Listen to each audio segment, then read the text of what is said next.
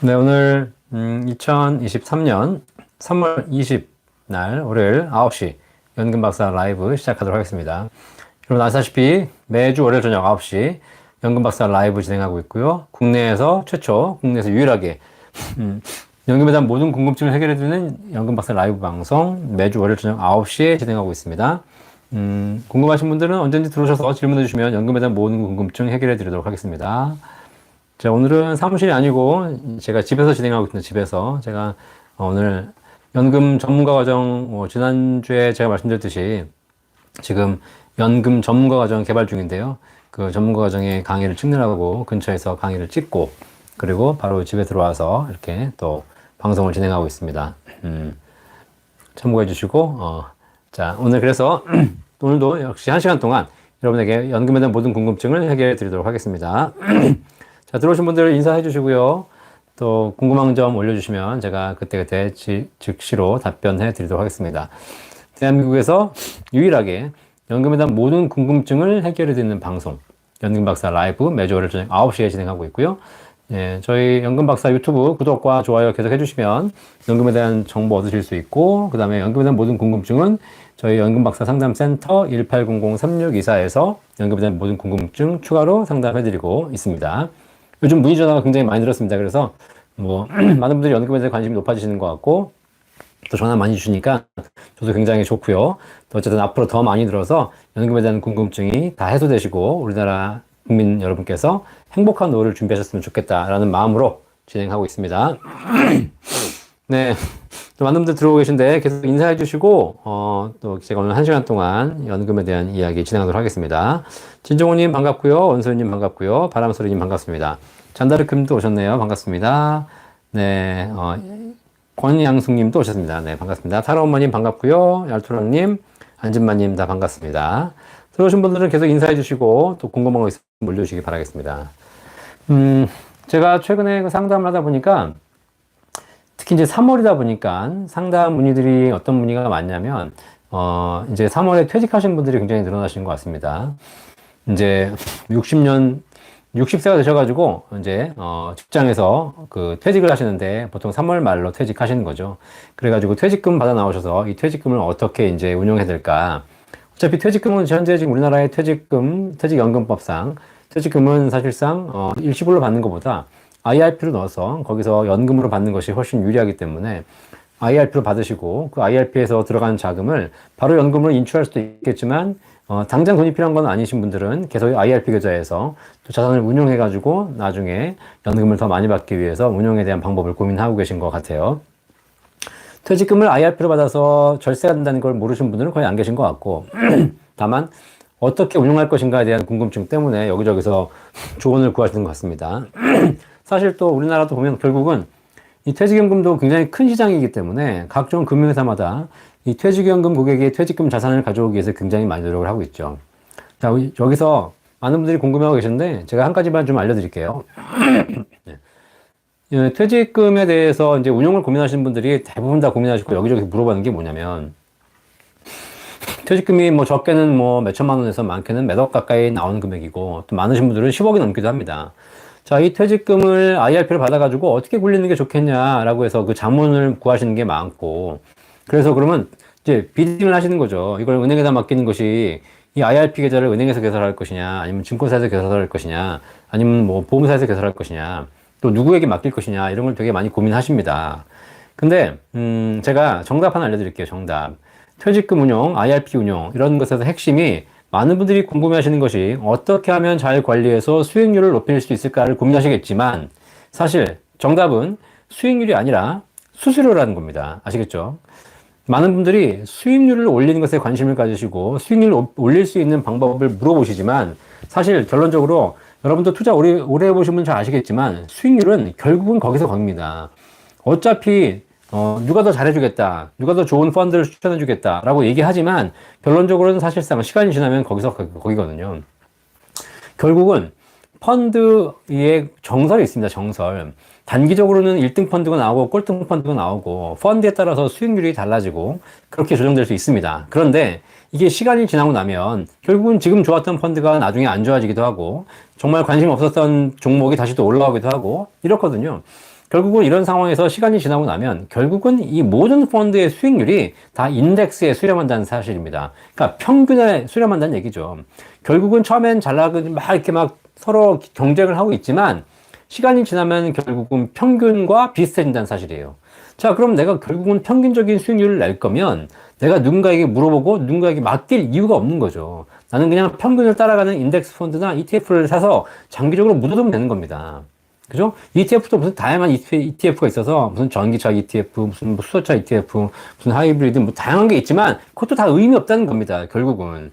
지금 당장은 무슨 뭐 이슈가 되는 무슨 2차전지 ETF가 좋은 것처럼 보이지만 결국 시간이 지나고 나면 그 펀드들도 등락을 거듭하게 돼 있고 결국 큰 차이가 없어지고 그 모든 것이 지수, 인덱스에 반영되기 때문에 결론적으로 우리가 무엇이 좋을까, 어떤 수익이 좋을까를 자꾸 고민하시는데 결론적으로 그렇게 되는 것이 큰 의미가 없다. 오히려 그렇게 내가 수익을 찾아다니면서 이게 좋을까 저게 좋을까 비교하고 누군가에게 맡겨서 자문 구하고 이런 사이에 나는 뭐가 발생하냐면 그거에 따른 비용, 수수료가 발생한다는 사실이죠. 그래서 IRP 계좌도 실제로 관리 수수료가 발생하는데 뭐 적게는 0. 몇 %에서 좀 많게는 더 높은 수수료가 발생합니다. 자, 그러면 사실상 적지 않은 금액이 매년 수수료로 띄어진다는 거죠. 결국은 내가 뭔가를 전문적으로 맡겨서 하면 더 수익이 좋을 줄 알았지만 수익이 별로 좋지도 않은데도 불구하고 수수료는 계속 나가더라는 겁니다. 그래서 제가 이 IRP 운영에 대해서 많은 분들이 고민하시길래 딱 정리해서 말씀드린 게 그거예요. 결국 IRP 운영에 있어서의 키 포인트는 수익률이 아니라 수수료를 줄이는 것이다. 수익률을 올리는 것이 아니라 수수료를 줄이는 것이다.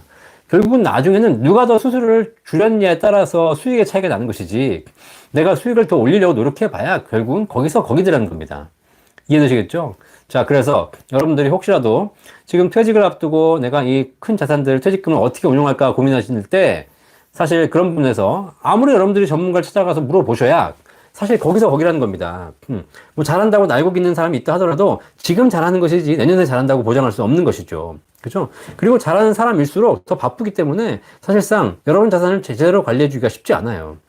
결국은 관리한다 하더라도 내일 수익을 예측해야 되는데 내일 주가가 오를지 떨어질지 아니 실리콘밸리 은행이나 크레딧 스위스가 망할지 안 망할지 어떻게 압니까 사실. 자, 그러니까 결국은 수익을 예측하는 것은 큰 의미가 없는 것이다.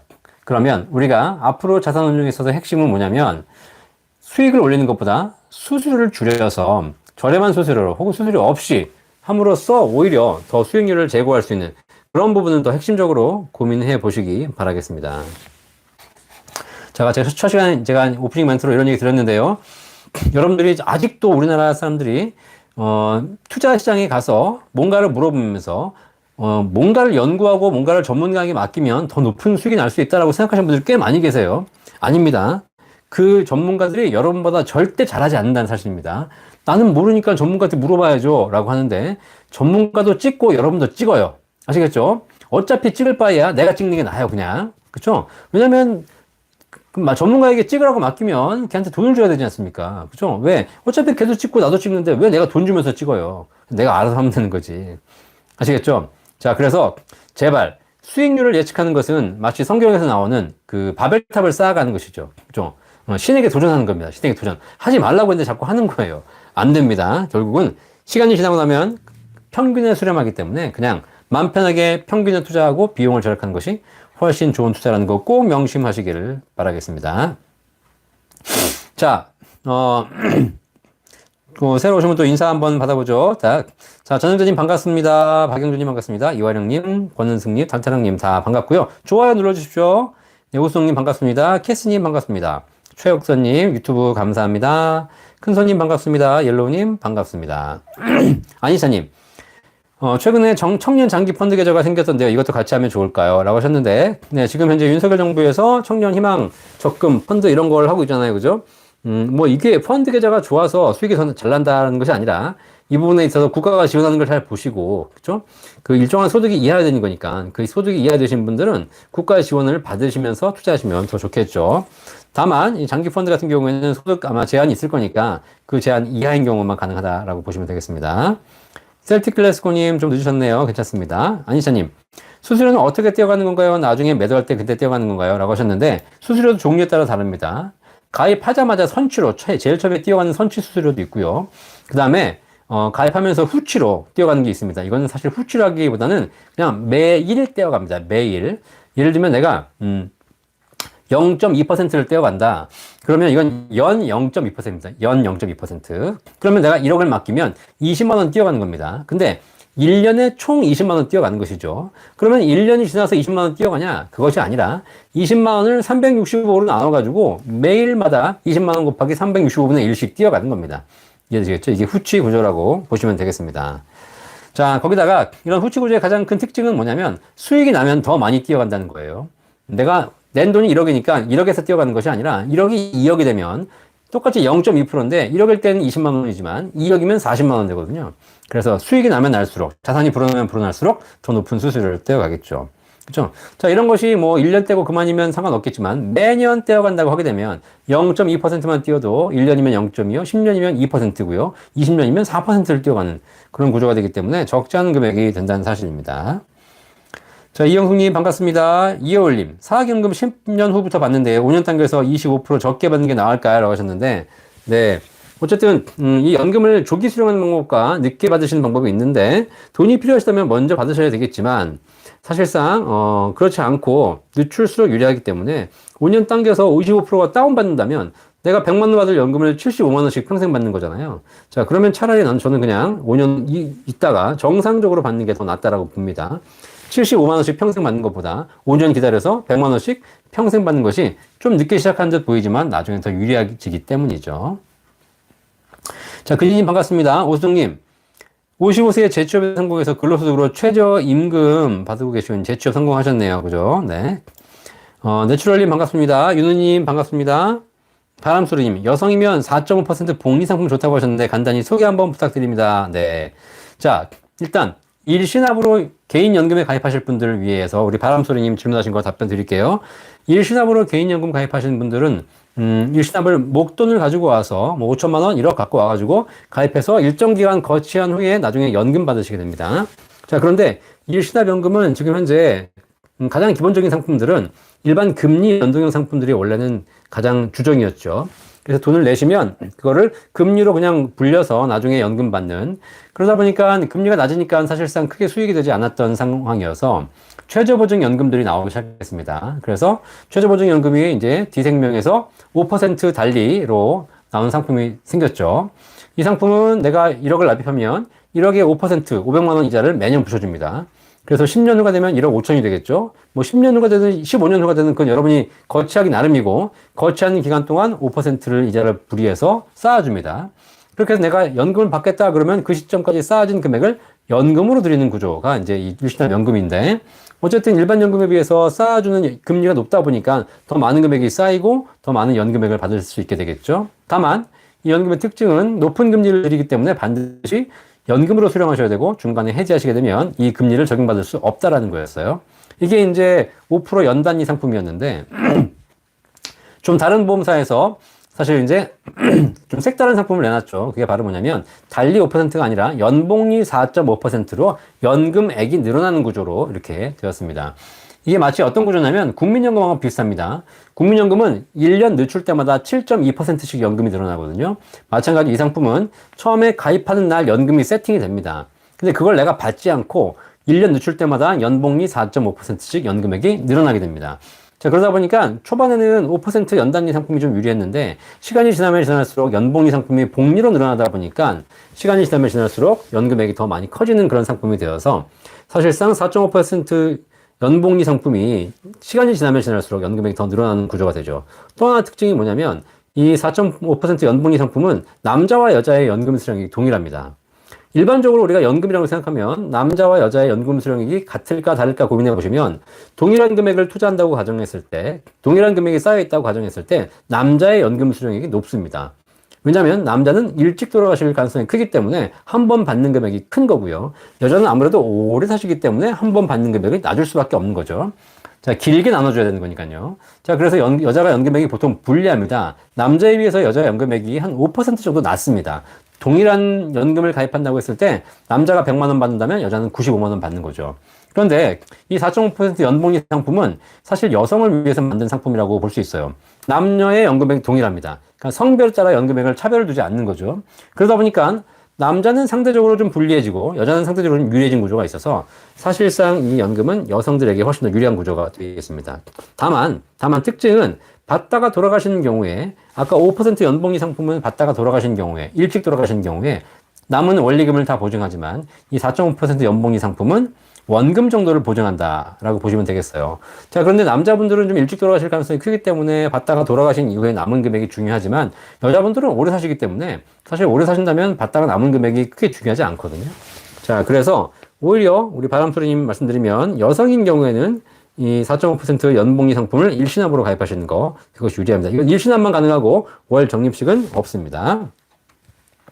자, 투랑님. 추납보험료는 연금 받기 직전에 최대한 늦게 내는 게 좋다고 하셨는데 예전에 돌려받았던 반납금도 늦게 내는 게 좋은 건가요? 라고 하셨는데 반납은 뭐 언제 하시든 과거의 걸 그대로 소급해 드리는 거기 때문에 지금 하나 나중에 하나 사실상 반납에서 국민연금에 영향을 미치는 요소는 거의 차이가 없기 때문에 뭐 언제 하셔도 상관없습니다. 지금 사실 되신다면 지금 먼저 하시는 것도 나쁘지 않겠죠. 그렇죠? 네.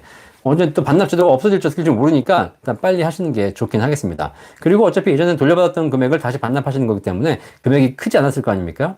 물론 반납을 늦게 하면 늦게 하는 만큼 이자가 가산되기 때문에 그 이자율이 높다면 미리 하시는 것이 조금 더 유리하겠죠. 자, 권은숙님 감사하고요. 유경화님, 저도 연금 공부하러 왔습니다. 네, 감사합니다. 연금 공부 꼭 하시면 제가 연금 공부 지금 시리즈 올라가고 있는 거 아시죠? 그래서 유튜브에다가 연금 공부 검색하시면 1화부터 시작해서 2화, 3화 쭉 해가지고 지금 거의 한 10화까지 올라갈 수 있을 텐데 그러면서 연금 공부를 꾸준하게 할 수 있도록 체계적으로 정리해놨습니다. 그러니까 이제 여러분들 이거 보시고 내가 연금 공부를 제대로 해야 되겠다. 그럼 이제까지는 영상을 이것저것 막 찾아가지고 다 보셨는데 그럴 필요 없이 이제는 연금 공부 시리즈를 쭉 보시면 앞으로 아마 한두 달 내에 다 올라갈 테니까 그러면 여러분들이 연금을 체계적으로 공부해서 연금에 대한 이해가 높아지실 거라고 생각합니다. 자, 좋아요 꼭 눌러주시고 좋아요도 많이 눌러주십시오. 우리나라의 유일한 연금 방송입니다. 여러분이 좋아요를 많이 눌러주셔야 제가 더 방송하는 힘이 나고 그리고 또 여러분 많은 사람들에게 공유가 돼가지고 더 많은 분들이 연금에 대해서 아실 수 있을 것 같습니다. 혹시 지금 방송 보시면서 궁금한 점 있으시면 계속 질문해 주시고요. 저희 연금박사 상담센터 1800-3624 전화가 있으니까 1800-3624로 낮에 전화 주시면 저희 연금 전문가들이 세부적인 내용도 상담해 드리고 있습니다. 자, 제이제님 반갑습니다. 여백님, 박사 잘 시청해 주셔서 감사합니다. 안희찬님, 그러면 연금저축펀드 계좌에 ETF 수익률 표시되는 게 만약 후치 수수료라면 아직 수수료 떼어가기 전 금액이라는 건가요? 그렇죠, 네. 네.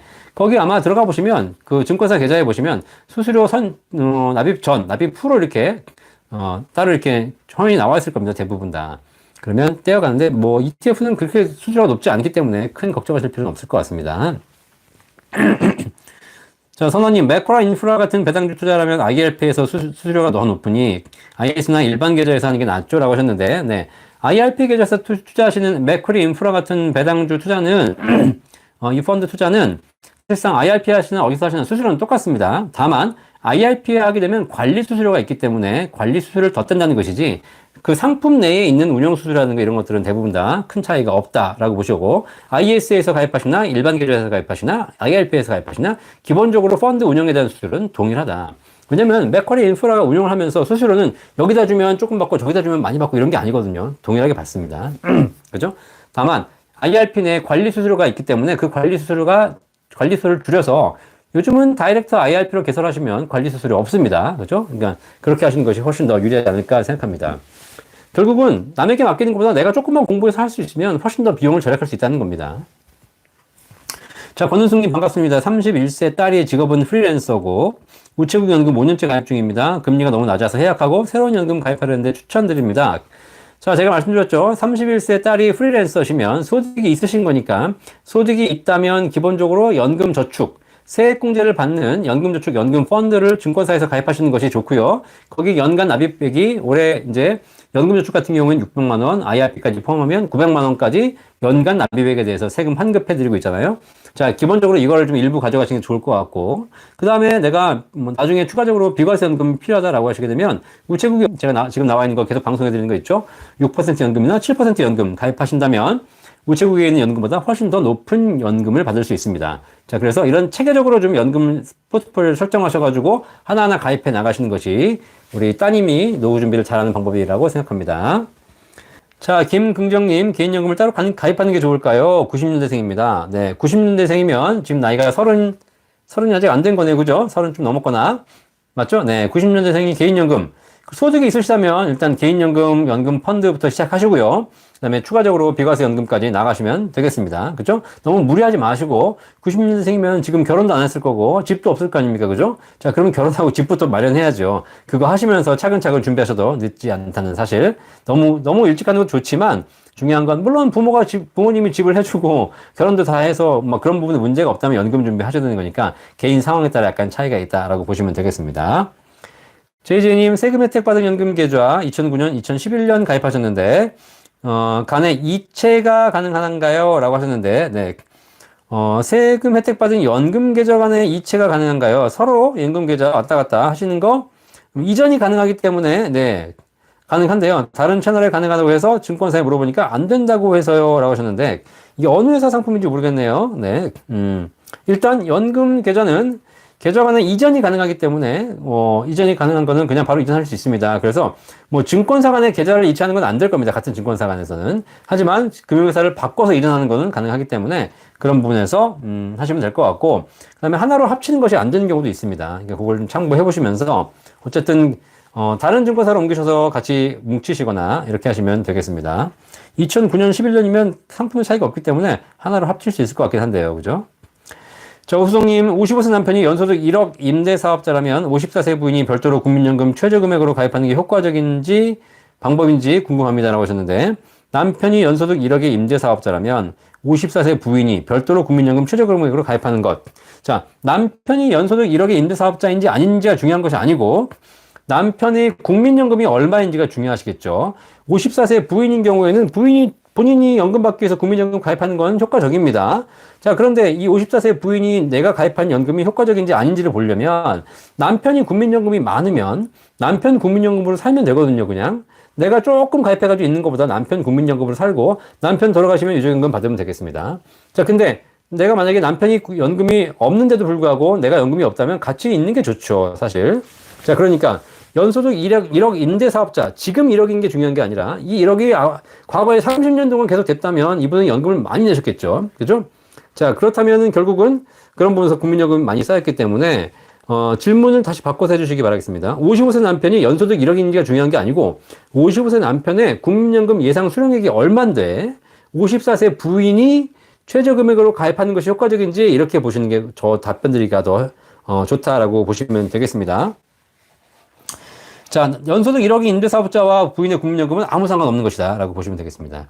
자, 여백님, 저는 현재 잠깐만요. 네. 저는 현재 주부 53세고 남편이 공무원연금 납부 중입니다. 현재 12년 납입한 국민연금을 중간에 찾아서 다시 썼는데 반납하고 싶어요. 제 나이면 반납해서 연금을 늘리는 게 유리하겠죠? 라고 하셨는데, 남편이 공무원연금 납부 중입니다. 그쵸? 남편이 공무원연금이고, 부인은 국민연금이면 가장 최적의 조합이죠. 각각 받으시고, 돌아가셔도 각각 중복해서 받을 수 있는 거니까.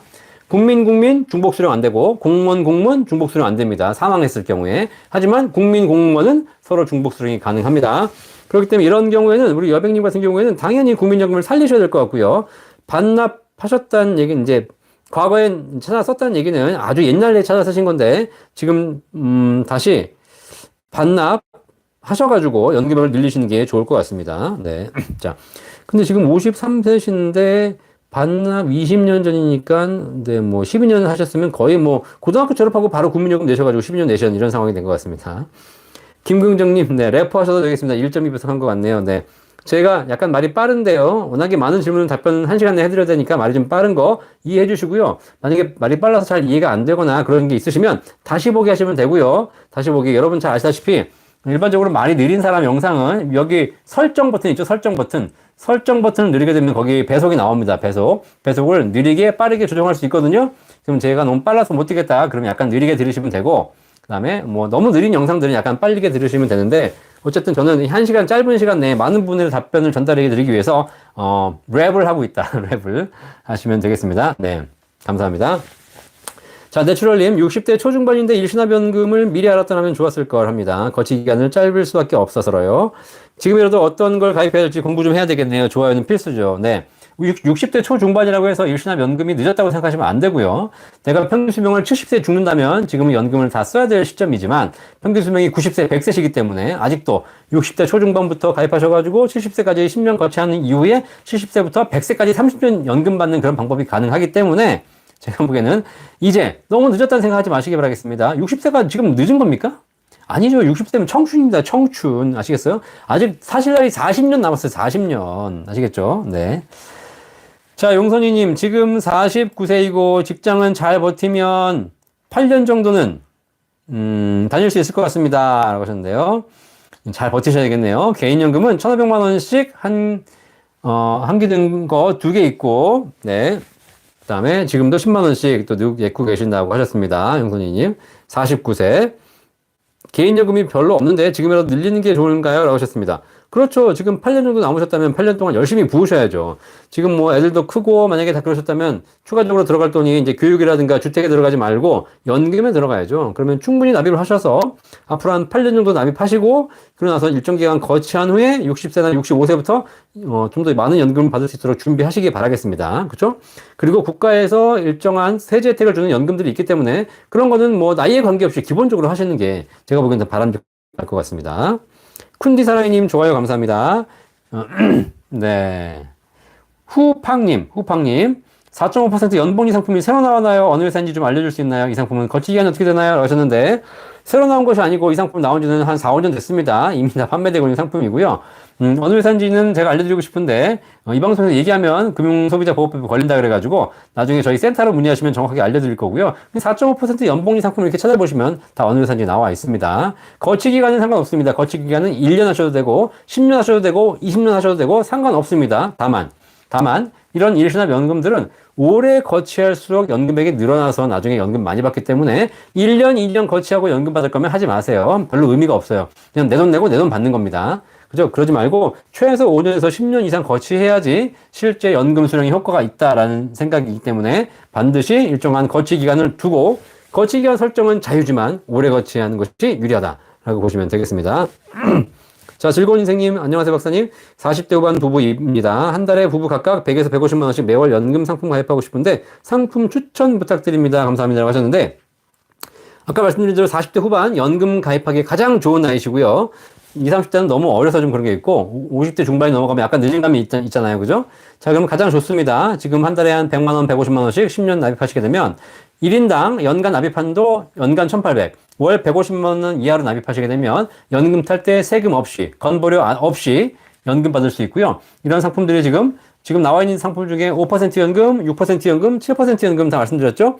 이 중에서 현재 연금 수령 조건이 가장 좋은 상품은 6% 연금입니다. 6% 연금. 그죠? 다 비교해 보시면 아시겠지만 여러 가지 연금 받는 조건이라든가 받다가 사망하시는 조건 모두 다 현재는 6%가 가장 유리한 조건으로 나와 있습니다. 자, 이 상품은 사실 제가 여기서 추천드리긴 그렇고요. 네. 뭐 찾아보시면 다 나오겠지만 저희 연금박사 상담센터 1800-3624 전화 주시거나 또 혹은 저희 쪽 메일 주면 저희가 답변 문의하시거나 메일 주시면 되겠습니다. 네. 또 저희가 상품도 추천해드리고 실제 가입 설계 관리까지 다 해드리고 있기 때문에 이런 부분에 궁금하신 게 있으시면 저희 담당자가 방문하기도 하고 또 저희 사무실로 오셔서 또 상담 또 가입하고 가신 분도 계시기 때문에 저희 사무실은 강변역에 있거든요. 강변역 13층에 있으니까 언제든지 오셔가지고 지나길 때 들르셔서 오셔가지고 커피 한잔 하시면서 연금에 대한 종합적인 컨설팅도 받으시기를 바라겠습니다. 자, 불반디님 하트 감사합니다. 후팡님, 저는 57세인데 일시납으로 5년 정도 거치하고 받고 싶은데요. 네, 65세이시라면 일시납으로 하시고 5년 정도 거치해서 받는 건 나쁘지 않고요. 뭐 제가 보기엔 한 65세 정도 받으시는 게 연금의 구조상 조금 더 유리하지 않을까라는 생각합니다. 안인홍님, 안녕하세요. 63세입니다. 사학연금 200 받고 있고, 임대료 100만원씩 받고 있는데, 연금이 조금 부족합니다. 어떤 방법으로 얼마나 더 보시면 안정적일까요? 임대료는 영원하지 않을 것 같아서요. 라고 하셨는데, 네. 임대소득이 있으셨는데, 임대소득이 그렇게 크지 않으셔가지고, 사학연금 받고 계시는군요. 임대소득 많이 받으시면 사학연금이 감액되는 거 알고 계시죠? 자, 그런데 사학연금과 임대료 한 300만원 받고 계시는데, 결국은 더 부족하시고, 임대료가 언제까지 갈지는 알 수 없으니, 지금 이 상황에서는 63세시니까 매달 뭔가를 내서 하시는 것도 방법이 있겠지만 결국은 일시납 것 같습니다. 그러면 목돈을 가지고 연금으로 전환해서 지금 당장은 임대료가 있으니까 제가 보기엔 당장 연금 개시하실 필요 없이 한 7년 정도 거치하신 후에 70세부터 만약에 연금 받는 플랜으로 한 1억 정도 맡기시면 그래도 한 최소한 50에서 60만 원 정도 연금을 평생 받을 수 있는 구조가 나오기 때문에 이렇게 맞춰서 하셔야 될 것 같고요. 그리고 1인당 1억까지는 비과세, 건보료가 면제되기 때문에 그 부분을 참고하면 훨씬 더 좋은 플랜을 설계하실 수 있을 거라고 생각이 됩니다. 자, 이렇게 여러 가지 연금 상품들과 제도가 있으니까 활용해 보시기 바라겠고요. 구체적인 상품 내용들은 실제 상담을 통해서 나에게 맞는 걸 찾아보는 게 중요하기 때문에 그런 부분들은 별도로 상담을 요청하셔서 개별적인 상담을 통해서 확인하시는 것이 제일 좋을 것 같습니다. 자, 20분님 증권사, 보험사 어느 연금 중 어느 걸 추천하시나요? 라고 하셨는데 자, 일단 연금 계좌, 연금저축 펀드라든가 IRP 같은 상품은 증권사가 훨씬 유리합니다. 압도적으로 스펙이 상품의 선택도 그렇고 납입도 그렇고 그렇기 때문에 증권사 하시고 그 다음에 본 광고는 생명보험 광고 심의 기준을 준수하였으며 유효기간은 심의일로부터 1년입니다.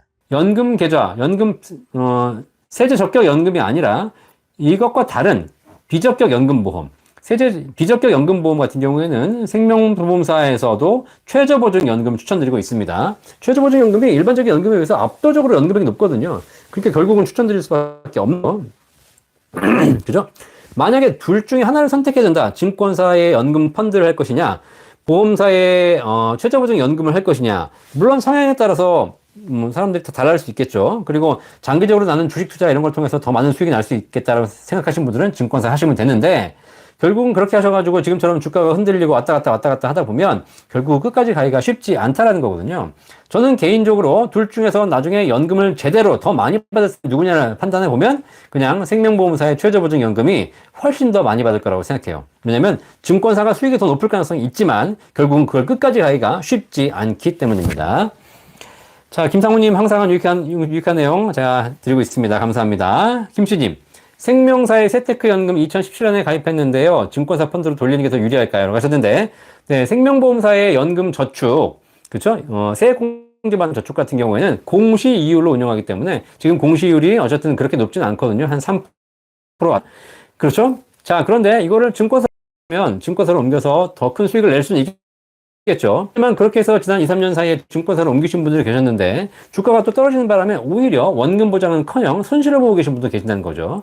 증권사 펀드로 하는 것이 좋다 안 좋다가 아니라 증권사 펀드로 하게 되면 스펙트럼은 다양합니다. 상품은 다양해져요. 근데 거기서 어떻게 선택하느냐에 따라서 손실을 볼 수도 있기 때문에 그런 부분 잘 생각하시고 보실 필요가 있어요. 만약에 이 세테크 연금을 가입하셔가지고 이제 몇 년 바로 연금 개시할 나이가 얼마 남지 않았다. 그러면 굳이 옮기지 마시고 그냥 있는 것만 받으시면 될 것 같고 그렇지 않고 내가 10년, 20년 장기적으로 하고 투자에 대한 수익도 내가 좀 누리고 싶고 나는 그런 부분에서 흔들리지 않고 꾸준하게 투자하겠다라는 마음이 있으시면 증권사 펀드가 좋은 대상이 될 수 있겠습니다. 그건 개인의 성향에 따라 달라진다라고 보시면 되겠습니다. 누가 하라 그런다고 해가지고 남들이 갔다 그래가지고 우르르 따라가는 이런 거 하지 마시고 그냥 본인의 상황에 맞춰서 선택하시면 되겠습니다. 정현님, 안녕하세요. 퇴직연금 중간정산을 받을 예정인데요. 상담 가능할까요? 라고 하셨는데, 퇴직연금 중간정산, 사유가 있으실 것 같은데, 연말까지는 중간정산 안 되거든요. 근데 퇴직연금 중간정산 사유가 되신다면 받지 마세요. 맞죠? 왜냐면 퇴직연금을 중간정산 받으면 결국은 불리합니다. 특히 D 같은 경우에, DB형에 그냥 중간정산 안 받고 쭉 가시게 되면 나중에 월급이 올라가고 승진하게 되면 더 많은 퇴직금 받을 수 있거든요. 만약에 이거 중간정산 받아가지고 내가 연 5%, 10% 수익을 낼 수 있다면 받으세요. 근데 그렇지 않고 그 수익을 낼 자신이 없다. 그러면 내가 중간정산 받는 거 추천드리지 않습니다. 아시겠죠? 사실 그 회사 사장님께서는 퇴직연금 중간정산 받아가기를 바라고 계실 거예요. 바라고. 아시겠죠? 자, 깜댕이님, 작년부터 연금저축 펀드 가입해서 400만 원 납입한 26세입니다. 일찍부터 시작하셨네. 연말정산 결과 76원 세액공제를 받게 되었더라고요. 연금저축 펀드로 받은 건 19만 원 뿐이더라고요. 네, 400만 원에 16.5%는 66만 원 받을 줄 알았는데 너무 아쉬웠어요. 혹시 연말에 제가 대략 얼마 받을지 예상하거나 확인할 수 있는 방법이 있을까요? 라고 하셨는데 우리 깜댕이님 26살이셔서 아직 세제에 대해서 좀 공부를 더 하셔야 될 것 같습니다. 자, 연금저축 펀드에 가입하셔가지고 400만 원 납입하셨고 그랬다면 실제로 400만 원에 해당하는 세금 연봉이 높지 않으실 거니까 16.5%이기 때문에 66만 원 환급 받습니다. 아시겠죠? 네. 환급 받으신 거야, 받으신 거. 자, 그런데 연말정산에 보니까 연금저축 펀드를 받는 건 19만 원 뿐입니다라고 하는데 이거는 말이 안 되고요. 실제로 내가 세금을 돌려받은 게 있다면 나는 세금을 더 낼 수 있습니다. 내가 예를 들면 세금을 내야 될 게 100만 원인데 연금저축 펀드를 깎아줘서 34만 원만 세금 내게 되는 것이죠. 그리고 내가 환급받아야 될 돈이 예를 들면 20만 원인데 내가 연금저축 펀드를 가입했다. 그러면 20만 원에다가 66만 원 더해가지고 86만 원 이렇게 받게 됩니다. 이해되시겠죠? 결국은 납입액에 대한 곱하기 일정한 세액공제 받는 거 금액은 딱 정해져 있기 때문에 실제로 납입을 제대로 하셨다면 제가 보기에는 세액공제는 그렇게 받는 것이 정상입니다. 그렇죠? 다만 내가 그렇게 이제 세액공제 받는 환급액에는 그것이 개별적으로 명시되어 있는 것은 아니다 보니까 종합적으로 하다 보니까 다른 세액공제 받은 것도 있고 못 받은 것도 있고 내야 될 세금도 있고 안 내야 될 세금도 있고 이렇게 따지다 보니까 종합적으로 내가 다 더하고 빼고 해서 실제 내가 세액공제 받은 게 뭐 76만 원이다. 이렇게 나오는 것이죠. 더 내야 될 걸 덜 내게 해주는 경우도 있고 덜 돌려받을 걸 더 돌려받게 해주는 경우도 있고 이렇게 보시면 될 것 같아요. 만약에 진짜 이 말씀대로 19만 원밖에 연금저축펀드로 세액공제 못 받았다면 실제로는 뭔가가 납입 자체에 문제가 있어서 세액공제 처리가 안 된 부분이니까 그런 부분은 올해 2월에 가지고 처리 받으시면 되겠습니다. 제이제님 위에 질문드린 이체는 연금 계좌 간의 일부 금액 송금했는데 그걸 빼고 질문 드렸네요 하셨네요. 연금 계좌 간의 일부 금액 송금. 네. 당연히 일부 금액 송금은 안 되는 거고요. 네. 계좌를 그냥 이전하는 것이죠. 이걸 해지하고 저걸로 가는 거. 그걸 가능한 거지. 일부 금액을 왔다 갔다 하는 것은 이게 입출 계좌가 아니기 때문에 일부를 빼는 순간, 이거는 그냥, 인출로 보기 때문에 거기에 해당하는 세금을 토해내셔야 된다는 거 말씀드리겠습니다. 카라카라님, 안녕하세요. 53세 개인연금 납입 끝났는데 앞으로 IRP에 넣을까요? 연금펀드에 넣을까요? 5년 넘게 넣어야 하나요? 라고 하셨는데, 자, 개인연금이 납입이 끝났지만, 실제로 IRP 앞으로, 더 추가하신다면, 그냥 연금펀드 말고 IRP 하십시오. 어차피 연금펀드로 하나, IRP로 하나, 제가 보기 운용상에 큰 차이는 없습니다. 어떤 분들은 IRP가 뭐 안전자산이 30% 이상이 의무여가지고, IRP가 조금 더 불리하다고 보시는 분도 계신데, 사실 뭐 TDF를 선택하시거나 이런 경우에는 큰 차이가 없기 때문에 굳이 이제는 IRP와 연금펀드가 큰 차이가 없고요. IRP는 55세 이전에 인출할 수 없다는 단점이 있는데 어차피 53세이시기 때문에 당장 1, 2년 내에 인출하실 게 아니니까 제가 보기에는 연금 쪽으로 하시느니 그냥 IRP 하나를 가지고 거기다가 한도가 훨씬 더 크기 때문에 IRP 중심으로 운영하시면 될 것 같고 어차피 증권사에서 개설하시게 되면 연금펀드에서 할 수 있는 것과 큰 차이가 없기 때문에 다 운영하시고 하실 수 있고요. 5년 넘게 넣어야 하실 필요 없습니다. 5년간 가입하시면 되는 것이지 5년 넘게 넣어야 될 사항은 아니십니다. 자, 현진님 마침 퇴직연금 중간정산 받은 자격은 아파트 분양을 받게 되어 기회가 왔습니다 하셨는데 네, 아파트 분양. 자, 아파트 분양을 받으시려고 일단 중간이라고 하셨는데 뭐 개인적으로는 아파트 분양 주택 마련이 좀 급하시기 때문에 주택 마련을 위해서 대출을 받는 것보다는 퇴직연금을 정리해서 그걸 중간정산 받아가지고 하는 것이 좀 필요하실 수 있고요. 그렇게 하시는 분들이 적지 않는 걸로 알고 있습니다. 그런데 한번 생각해 보실 게 뭐냐면 사실상 아파트 분양을 받아가지고 아파트 가격이 계속 올라간다면 당연히 내가 퇴직금 중간정산 받아가지고 아파트에 들어오시 되겠죠. 근데 그렇지 않고 분양 가격이 떨어지거나 혹은 거기서 거기라면 내가 퇴직금 중간정산에서 넣은 것이 수익적인 효과는 없다는 사실입니다. 특히 내가 대출을 받을 수 있는데 대출 이자가 만약에 막 5%, 6%, 7%여가지고 이자 부담이 된다. 그러면 사실 퇴직금 중간정산 받아서 되겠지만 잘 생각해 보시면 퇴직금, 특히 DB형 같은 경우에는 퇴직금의 수익률이 급여 상승률에다가 임금 상승률, 무슨 거기다가 직급 상승률 다 들어가기 때문에 실제로 따져보면 퇴직금만큼의 수익이 좋은 자산이 그렇게 찾아보기가 쉽지 않습니다. 그러면 내가 대출을 예를 들면 좀 낮은 금리로 3, 4% 받을 수 있다. 그러면 사실상 퇴직금을 놔두고 대출 받아서 그걸로 하는 것이 낫지. 더 수익이 높을 가능성이 있는 퇴직금을 이제 아파트를 분양받으신다는 것은 그냥 숫자적인 측면에서 봐도 별로. 그 다음에 연금을 빼서 하시는 거기 때문에 사실상 나중에 연금 재원이 떨어지거든요.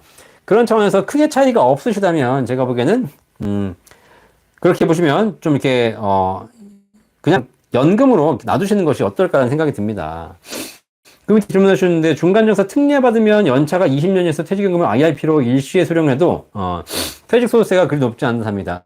그렇죠? 퇴직연금은 중간정산 특례 받으시게 되면 지난기간 다 합산하기 때문에 세금은 그렇게 많지 않으실 거예요. 세금은. 근데 중요한 건 지금 제가 퇴직소득세를 얘기해 드리는 것이 아니라 실제로 퇴직금 자체의 운용수익이 가장 좋다라는 거예요. DB형인 경우에는. 그죠? 그리고 52세이시면 앞으로도 계속 승진하실 거 아닙니까? 그럼 지금 내가 월급이 500인데 600, 700, 800 올라가시게 되면 결국 퇴직금 자체가 다 올라가기 때문에 그런 고민해 보셔서 중간정산을 받는 것이 유리한지, 중간정산 받는 것이 유리한지, 중간정산 받지 않고 퇴직금은 퇴직금대로 불려나가고, 그리고 내가 차라리 대출을 받아서 하는 것이 유리한지를 한번 생각해 보시기를 바라겠습니다. 자, 이경희님 63년생인데요. 1억을 한꺼번에 넣는 게 좋을까요? 아니면 100만원씩 10년 넣을까요? 5%, 7% 어떤 게 좋을까요? 세금 문제도 그렇고 걱정이 많습니다라고 하셨는데, 자, 지금 최저보증연금이 일시납 상품도 있고 적립식 상품도 있습니다. 63년생이시면 60세이시기 때문에 뭐 시간이 이렇게 많지는 않지만 만약에 내가 일시불도 할 수 있고 일시불 대신에 월 적립식도 할 수 있다라고 하시게 되면 상품의 구조를 보면 상품의 구조가 되게 특이해요. 사실 일시불로 내는 건 한 번에 내는 것이기 때문에 한 번은 내고 나면 더가 붙어서 더 연금액이 많아져야 되는 것이 상식이고 기본이죠. 네. 그런데 지금 최저보증 연금액을 보시면 일시불로 내시는 것보다 월 적립식으로 나눠내시는 것이 연금액에 비해서 기회비용상 더 유리한 구조로 지금 나오고 있다는 사실이죠. 사실 이렇게 보시면 돼요. 내가 1억을 한 번에 내가지고 10년 후에 연금 받는 거하고 1억을 80만원씩 나눠가지고 10년간 1억을 내는 겁니다. 매달 80만원씩. 자, 그러면 1억을 한 번에 들어가는 것이 나는 훨씬 더 많은 비용을 한 번에 집어넣기 때문에 훨씬 더 많은 이자가 붙을 것이고 연금액이 높아야 되는 것인데 사실 두 개를 비교해놓고 보면 큰 차이가 없더라는 겁니다. 그리고 오히려 80만원씩 꾸준하게 들어가는 것은 내가 기회비용상 먼저 내는 것이 아니기 때문에 남은 비용. 내가 예를 들면 80만원이면 1년에 1000만원 내는데 1000만원 늘고 나머지 9천만원이 남았잖아요. 그걸 또 굴릴 수 있지 않습니까? 그런 차원에서 보시면 80만원 내는 것이 나에게 훨씬 유리하고 받는 더 불리하지 않다는 겁니다. 나 이게 왜 그러냐? 이상하다. 왜 일시불로 내는 것이 더 유리하되는데 일시불이 더 불리하냐라고 봤더니 사실 이 보험 상품의 가장 큰 특징상, 이 연금의 가장 큰 특징상 제가 말씀드렸죠. 반드시 연금으로 받아야 된다고. 자, 그러면 연금으로 받지 않는 경우에 어떤 경우가 불리하냐? 중간에 해지하는 경우가 불리하다. 사실 해지하는 경우가. 그러니까 해지하지 않고 가져야 되는데 사실 보험회사 입장에서는 사실 너무 많이 유지해줘도 적당히 해지해줘야 되는 게 사실 좋은 거죠. 근데 일시불로 내는 상품들은 해지를 안 해. 해지를. 완납을 했기 때문에. 그런데 매달 꾸준하게 내시는 상품들은 자기는 꾸준하게 갈 것처럼 보이지만 결국은 중간에 해지하는 사람들이 생기더라는 겁니다. 그러다 보니까 연금을 받는 조건, 해지하는 조건에서는 일시불이 훨씬 더 좋고 매달 내는 것이 불리하지만 연금 받는 조건은 얘가 더 훨씬 유리하다는 사실이에요. 아시겠죠? 자, 그러니까 이런 상품을 보면서 만약에 꾸준하게 내가 돈을 낼 수 있다는 상황이시면 둘 중에 선택할 수 있다면 월 적립식이 연금액 수령에서 더 유리하다라고 말하겠습니다. 자, 우측은 안전한가요? 우측은 안전하죠. 원금 보장 되니까요. 그죠? 네. 근데 원금 보장 된다고 해서 무조건 좋은 건 아니죠. 네. 안전할 수는 있으나 사실상 더 많은 연금을 받는 게 중요하기 때문에 그 두 가지를 잘 고민하시면서 선택해 보시길 바라겠습니다. 네. 네. 최상수님, 감기가 많이 났죠? 네. 아직도 목소리가 약간 코맹맹이 있는데, 저도 많이 나고 있습니다. 목소리 감사합니다. 공정범님, 내년 정년퇴직인데 세액공제용으로 IRP를 추가 가입하여 이후 연금으로 수용할 계획입니다. 의미가 있을까요? 세액공제용으로 IRP를 추가 가입하셨잖아요. 그죠? 근데 정년퇴직이시죠? 정년퇴직이시게 되면 사실상 소득이 없기 때문에 소득이 없으시다면 IRP가 있다 하더라도 실제로 세금 환급을 받을 가능성은 별로 없는 거죠. 자, 그럼에도 불구하고 올해 내년까지는 소득이 있으신 거니까 IRP 가입해가지고 올해 내년 동안 세액공제 받으시면 되고요. 그 이후부터는 납입하지 않으시고 5년 기다렸다가 연금 받으시면 되겠습니다. 큰 의미는 없습니다. 납입액이 크지 않기 때문에. 뭐 올해 900만원, 내년 900만원 넣어봐야 1,800만원이고 2,000만원이고 거기서 연금 받아봐야 한 달에 5, 6만원이기 때문에 큰 의미는 없겠지만 그래도 어쨌든 뭐 도움은 되실 거라는 생각이 드네요. 그죠? 자, 안인호님 감사합니다. 이경희님. 그리고 박사님 5% 7%라는 게 만기 때는 확정금리로 받나요? 하셨는데, 자, 이 5% 7% 연금은 아까 말씀드렸죠. 이게 잘못된 말씀이세요. 반드시 연금으로 받아야 되고요. 연금액은 확정적인 금액으로 정해져 있습니다. 연금이 개시된 이후에는 금리가 붙거나 있거나 없거나 하는 개념이 아니라 이렇게 쭉 5% 7%를 쌓아가지고 그 쌓인 금액을 가지고 거기서 연금액을 픽스해서 그걸 평생 드리는 겁니다. 이해되시겠죠? 그러니까 연금 개시한 이후에는 그 금액을 없는 보험으로 바뀌는 것이지 그 이후에는 수익이 많던 적던 관계없이 정해진 금액을 평생 받는다고 보시면 되겠습니다. 백하님 4%, 4.5% 복리연금과 5% 단리연금 최저보증인데 100세까지만 받고 100세 넘으면 못 받나요? 아닙니다. 100세 이후에도 생존하신다면 돌아가시는 그날까지 평생 받을 수 있도록 설계되어 있기 때문에 그래서 평생연금이라고 설계가 되는 겁니다. 자, 얼마 전 방송하신 혹 때려다 혹 붙인다는 방송을 봤는데 다른 전문가들은 아직 퇴직금을 연금받을 때 건강보험을 낸다는 건 확정되기 없다고 주장하는 분도 많습니다. 라고 하셨는데 맞습니다. 다른 전문가들 얘기가 맞고요. 아직 퇴직금은, 사적연금은 기본적으로 현재 건강보험료를 부과하고 있지 않아요. 건강보험료를. 그죠? 그런데 작년에 감사할지 모르겠지만 사적연금에서 건강보험료를 부과할 거라는 겁니다. 그죠? 자, 그런데 퇴직금은 사적연금이 아니에요. 퇴직금은 퇴직소득이기 때문에 지금도 향후에도 건강보험료를 부과하지 않을 거예요. 퇴직금을 일시금으로 받는다면. 그런데 법에 보니까 퇴직금에서 퇴직금을 일시금으로 받지 않고 이걸 IRP로 넣은 경우에 과세 이연된 퇴직소득이 된다는 사실이죠. 자, 그러면 그때부터 이 퇴직금은 사적연금에서 해당된다는 사실이에요. 이해되시겠죠? 그러니까 세법상 해석이 그렇게 된다는 겁니다. 자, 그러면 제가 퇴직금에 대해서 혹 때려다 혹 붙인다는 것이 결국은 퇴직소득에 대해서 세금을 건강보험료를 매긴다는 것이 아니라 이렇게 되면은 건강보험공단도 그것이 무엇인지 모르고 왜냐면 건강보험공단에서 퇴직소득세를 해야 되는지 안 해야 되는지 다 아는 것이 아니라 그냥 들어온 돈에 대해서 건강보험료를 매기는 거지 않습니까? 그죠? 자, 그러면 국가는 실제로 이 소득세를 관리하는 국세청과 건강보험공단이 그걸 서로 실무적으로 협의를 해가지고 이거는 빼라고 얘기해야 되는데 그렇지 않고 그냥 법으로만 딱 선을 그어버리면 거기에 죄 없는 퇴직금이 건강보험료를 부과당하게 될 수밖에 없다는 사실이에요. 제가 그 법조항의 문제를 지적한 겁니다. 지적. 이해되시겠죠? 그게 퇴직소득세에 대해서 건강보험료를 부과당하면 안 되기 때문에 지적한 것이고 그렇기 때문에 건강보험공단에서 이 영상을 보고 국가에서 세법 담당자들이 이거 영상을 보고 실제 제도를 도입할 때 그것에 대한 그 불합리한 것을 사전에 제거하고 만들라고 얘기해 주는 거예요. 그거 안 하고 하면 뭐가 문제가 있는지도 모르고 있는 사람들이 되게 많거든요. 이해되시겠죠? 자, 그렇기 때문에 말씀하실 대로 아직 확정된 건 없습니다. 하지만 이런 걸 지적하지 않으면, 이런 걸 얘기하지 않으면 아무것도 모르는 상태에서 그냥 제도를 만들어내면 나중에 뒷북치는 엄한 피해자가 생기기 때문에 그렇습니다. 이해되시겠죠? 한무님 7.5% 생명보험 지금도 해지연금금이 계속 늘어나요. 지속적으로 늘어나는 건데 7.5% 옛날에 20년 전에 가입하신 연금보험 말씀하신 거죠. 계속 늘어나시는 겁니다. 연금 개시 전까지는. 자, 그래서 계속 늘어나는 거 좋은 거 가입하고 계신 겁니다. 자, 깜댕이 박사님이 연적펀 계좌에서 연금저축펀드 계좌에서 세액공제 받는 기준이 궁금한데요. ETF를 매도 매수해도 괜찮을까요? 네. 계좌에서 돈 인출만 안 하면 한 해 투자 금액에 대해서 12월 30일 기준으로 세액공제 받을 수 있는 건가요? 맞습니다. 자, 연금저축펀드의 세액공제 받는 기준은 내가 내 통장에서 들어가는 금액, 연금저축계좌로 들어간 금액에 대해서 세액공제 받는 것이고요. 거기서 사고 팔고 뭘 하든 상관없습니다. 거기서 다시 나오지만 않으면 되는 겁니다. 그 안에서 매수, 매도, 이걸 샀다, 저걸 팔았다 상관없는데 그 계좌에서만 안 나오면 된다라고 보시면 되겠습니다. 박영주님, 퇴직연금 IRP에 있는데요. 만약 증권사가 부도가 나면 퇴직금은 어떻게 되나요? 라고 하셨는데 증권사가 부도가 나는 거 아무 상관없습니다. 왜? 퇴직연금 IRP에 드신 자금이 그 IRP에 드신 자금이 그걸로 예금을 매수하셨을 거 아닙니까? 그죠? 내가 퇴직연금에 들어가가지고 IRP는 계좌일 뿐이지 증권 운영하는 계좌일 뿐이지 그 안에서 상품이 다 새로 매수가 되기 때문에 그 상품별로 보셔야지 증권사는 중간에 브로커일 뿐이라는 거만 명심하시면 되겠습니다.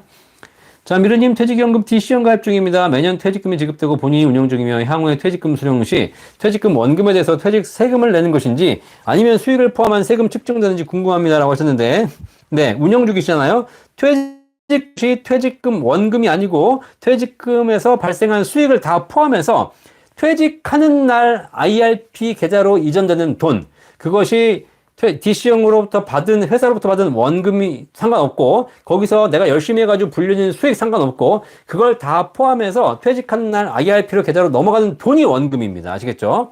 이해되시겠죠? 그 원금에 대해서 퇴직소득세를 내시는 것이고 IRP 계좌에서 그 원금에서 불어난 추가적인 소득이 있을 거 아닙니까? 퇴직 이후에 그것에 대해서는 연금소득세를 과세하겠죠. 자, 그래서 네. 퇴직금 원금뿐만 아니라 퇴직 발생한 모든 수익에 대해서 퇴직하는 시점에 발생한 돈, 그 자체가 전부 퇴직소득세로 본다는 겁니다. 네. 자, 이렇게 보는 게 훨씬 유리한 거죠. 퇴직소득세율이 훨씬 더 낮기 때문입니다. 자, 백도님, 학자금 대출이 4천만 원 정도 있는데요. 네. 퇴직할 때 갚고 나와야 해요. 근데 퇴직금으로 갚는 게 나은지 예금에 놓은 돈으로 갚는 게 나은지 둘 중 이자 소득이 높은 걸 몰라서요. 라고 하셨는데 퇴직할 때 갚고 나오셔야 되네요. 그러면 퇴직금은 퇴직금으로 갚겠죠. 자, 그런데 지금 나이에 따라 약간 다르시겠지만 아직 젊으신 분들이라면 예금으로 갚는 어차피 퇴직금이나 예금이나 사실 크게 그건데 실제 금액이 크지 않다면 퇴직소득세도 크지 않을 거거든요. 뭐 어쨌든 무엇이 좋고 안 좋고 떠나서 웬만하면 퇴직금은 건드리지 않으시고 IRP를 넣어서 나중에 퇴직연금으로 받으시고 그다음에 지금 예금에 넣는 것 자체가 이자가 크게 높지 않으실 거기 때문에 차라리 그 예금으로 대출을 갚으시는 게 좋을 거라고 생각이 나. 어쨌든 퇴직금이라는 것이 회사를 이직할 때 자꾸 이직하는 과정에서 받게 되는 건데 그것이 이제 이직하면서 다 소진되는 경우가 되게 많은데 그러지 마시고 최대한 그 퇴직금을 제대로 잘 쌓으셔서 건드리지 마셔서 노후에 연금을 받으시기를 추천드리고 있습니다. 유주권 10년 만기 사도 될까요? 라고 하셨는데 지금 금리가 높은 시점이고 앞으로 금리가 약간 떨어진다면 채권 가격이 굉장히 좋겠죠. 자, 그러니까 그거는 앞으로 채권 금리가 올라갈지 떨어질지를 보시면서 금리가 올라간다면 채권은 아직 사는 시점이 아닌 것 같고 금리가 떨어진다면 지금 사는 시점이겠죠. 그죠? 뭐 그건 알 수 없겠지만 사실 뭐 국내 채권 10년 만기 사도 되겠지만 더 좋은 채권들도 많이 있으니까 한번 생각해 보시고요. 금리가 떨어진다. 금리가 좀 고점이다. 라고 생각하시면 채권 사시는 거 나쁘지 않겠습니다. 깜댕이님, 박사님 맞네요. 명쾌한 설명 감사드립니다. 유튜브 연금박사 27만 구독자 연금박사 매주 월요일 저녁 9시 1시간 동안 여러분께 연금에 대한 모든 궁금증 상담해드리고 있습니다. 국내 최고, 국내 유일의 연금박사 상담센터 1800-3624도 운영하고 있으니까 궁금하신 점 있으시면 언제든지 저희 센터 1800-3624로 문의 주시거나 저희 홈페이지에 오셔가지고 질문 남기시면 답변해 드리도록 하겠습니다. 자, 100-500.kr 100-500.kr 100세 인생 평생 월급 500만 원 만들기 이것이 저의 모토가 되는 것이죠. 자, 무미님 29살 공무원인데 연금은 비추천일까요? 주변에 들기 시작한 사람도 있고 언제쯤 시작해야 할지 궁금합니다 라고 하셨는데 자, 뭐 일찍 시작하는 것이 유리하죠 당연히. 그렇죠? 근데 물론 다른 자금들을 모아 가시면서 아직 젊으시니까 내가 다른 것도 같이 해가면서 하시는 게 좋아요. 괜히 나는 집도 없고 절도 없는데 연금부터 한다고 했다가 나중에 집 마련한다고 연금 깨면 안 좋은 겁니다. 아시겠죠? 카라카 10년 채워 55세 연금 개식해서 기간은 짧게 받을 생각입니다. 네.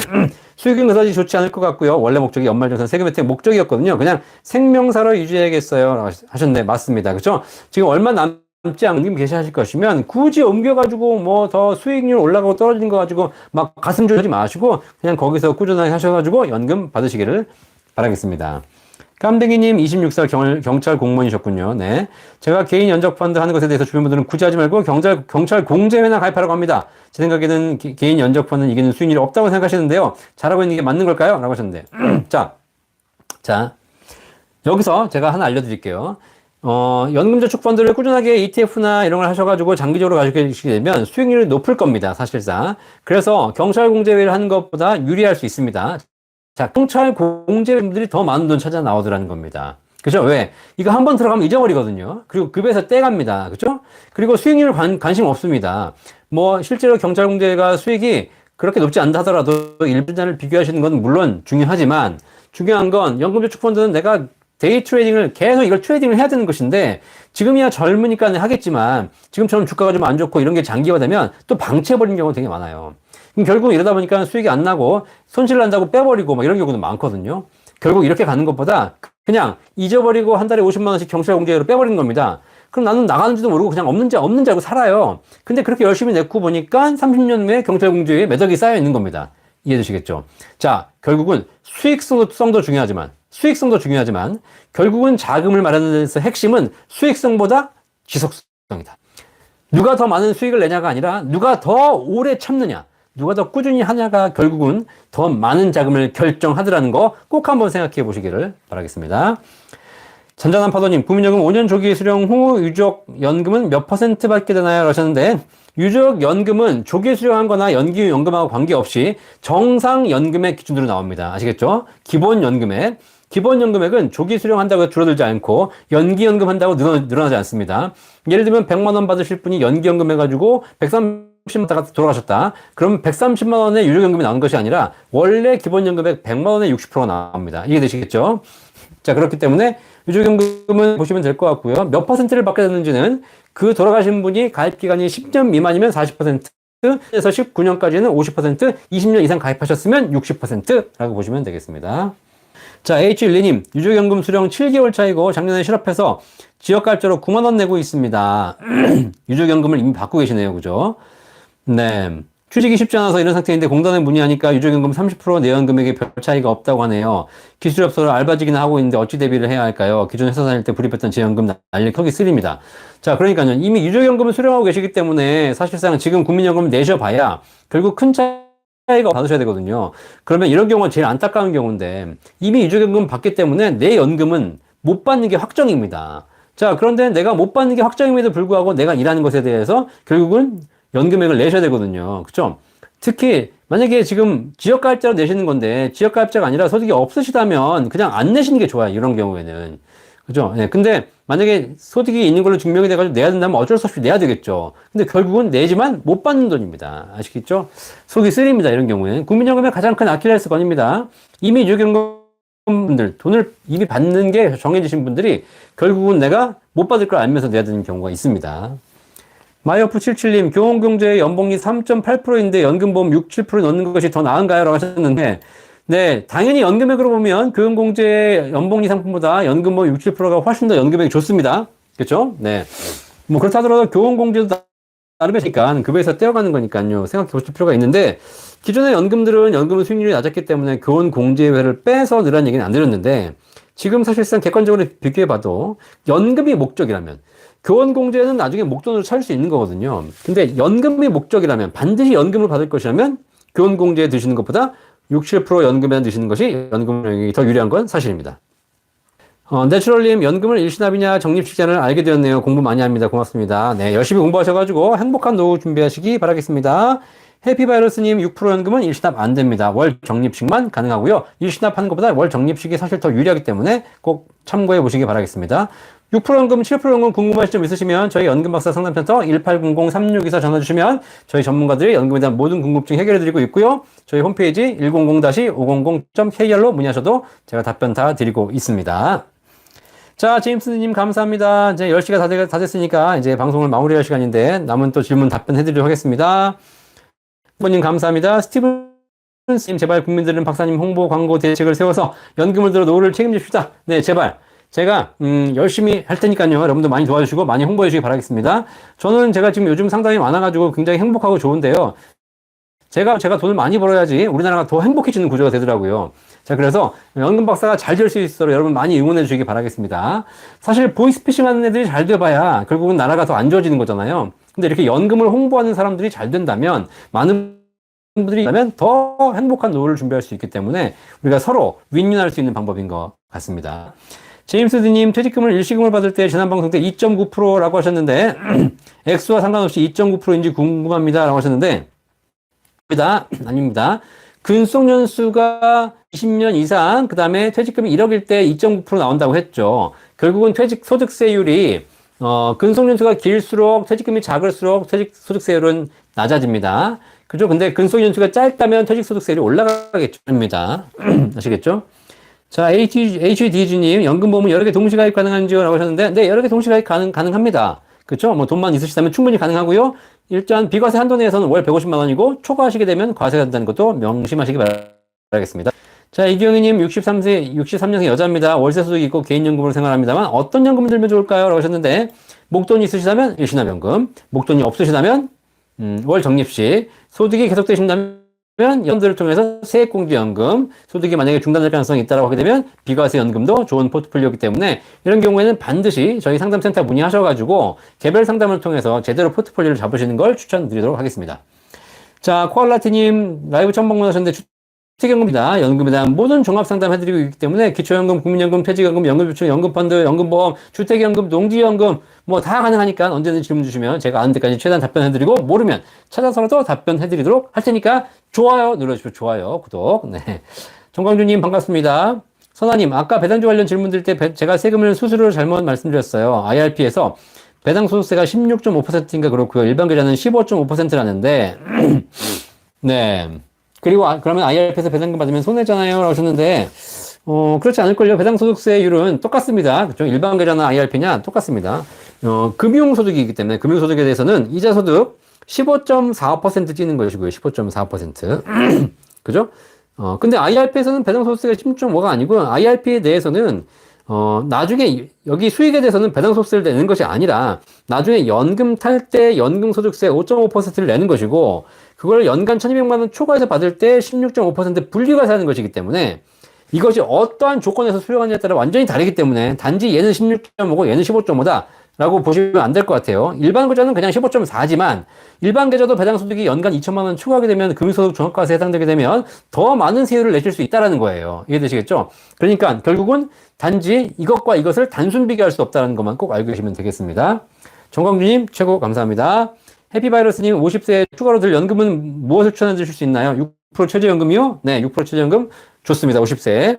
김블러님 6% 개인연금 며칠 전 들었으면 기존연금도 조금 있습니다. 라고 하셨는데 주부인데 국민연금 20만원 넣는데 기초연금 98,000원 이게 나을까요? 라고 하셨는데 기초 98,000원 넣는 게 뭘까요 이게?